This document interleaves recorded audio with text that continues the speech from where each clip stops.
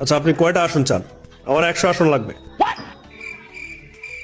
খালি 100 আসন না, সাথে প্রধানমন্ত্রী পদটাও লাগবে, একদম লিখিত দিতে হবে।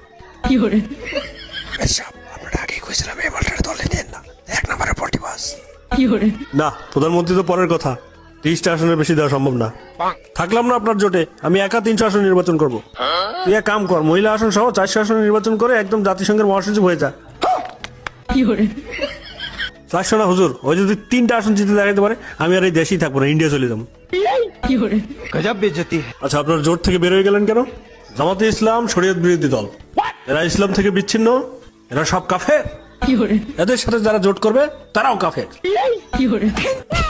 চুপ কর ভণ্ড কোথাকার। যুগে যুগে আলেম ওলামারা যতবার একত্রিত হওয়ার চেষ্টা করেছে, ততবার তোরা পিছন থেকে ছুরি মেরেছিস। এখন আসন না পেয়ে কাফের আর শরীয়ত বিরোধী ফতোয়া দেওয়া শুরু করেছিস।